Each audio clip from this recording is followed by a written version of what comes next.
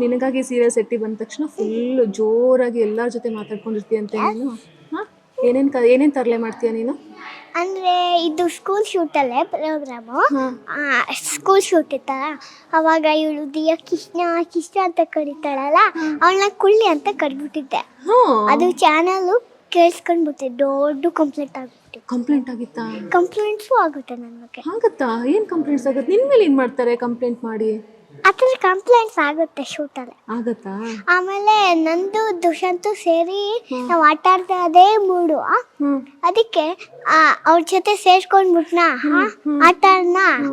ಅವ್ರ shoot director uncle ಇವಳು ಬೇಡ ಕ್ಯಾನ್ಸಲ್ ಅಂತ ಅಂದ್ಬಿಟ್ಟಿದ್ರು ಒಂದ್ ದಿವಸ. ಆಮೇಲೆ ಒಂದ್ ದಿವಸ ನಂಗೆ ರಿಯಲ್ ಅನ್ಸ್ಬಿಟ್ಟಿದ್ರು.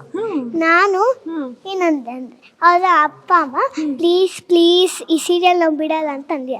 ಸೊ ನಾನು ಯಾವಾಗ್ಲೂ ಮ್ಯಾನಸ್ ಕಲಿತಾ ಇದ್ವಿ. ಹಂಗಾಗಿ ಅವತ್ತಿಂದ ನೀನ್ ಕರೆಕ್ಟ್ ಆಗಿ ಮಾಡ್ತಾ ಇದೆಯಲ್ಲ, ಡೈರೆಕ್ಟರ್ ಅಂಕಲ್ ಏನೇನ್ ಹೇಳ್ತಾರೋ ಇಲ್ಲ. ಕೇರ್ಫುಲ್ ಆಗಿದ್ದೀನಿ. ಈ ಚಾನ್ಸ್ ನಂಗೆ ಇರ್ಬೇಕು, ಹೆಂಗೆ ಇರ್ಬೇಕು ನನಗೆ. ಯಾಕೆ ಬೇಕು ಈ ಚಾನ್ಸ್ ನಿಂಗೆ? ಯಾಕೆ ಈ ಸೀರಿಯಲ್ ಅಲ್ಲಿ ಆಕ್ಟ್ ಮಾಡ್ಬೇಕು ನೀನು? ಮೆಮೊರಿಗೆ ಏನ್ ಮಾಡ್ತೀಯ ನೆಕ್ಸ್ಟ್? ಆ ಮೆಮೊರಿ ಇಟ್ಕೊಂಡು ದೊಡ್ಡೊಳಗೆ ಮ್ಯಾಮು, ಆಕ್ಟರು ಏನೋ ಆಗ್ತೀಯಾ? ಆಕ್ಟರ್ ಆಗ್ತೀಯಾ? ಇವಾಗ ನನಗೆ ಗೊತ್ತಿಲ್ಲ ಏನ್ ಕನ್ಸ್ಕೊಡ್ತೀನಿ. ಅಲ್ಲ, ದಿವ್ಯಾ ಅಕ್ಕ ಹೆಂಗ ಆಕ್ಟರ್ ಆಗಿದಾರಲ್ಲ, ನೀನು ಹಂಗೆ ಆಗ್ತೀಯ ಅವ್ರಂಗೆನೆ? ಅವ್ರಂಗೆ ಆಗ್ಬೇಕು ಅಂತ ಆಸೆ, ಆದ್ರೆ ನಂಗೆ ಮ್ಯಾಮ್ ಆಗ್ಬೇಕು. ಮ್ಯಾಮು ಆಗ್ಬೇಕಾ? ನಂಗೆ ಏನಾಗ್ಲಿ ಅಂತ ಯೋಚನೆ ಮಾಡು.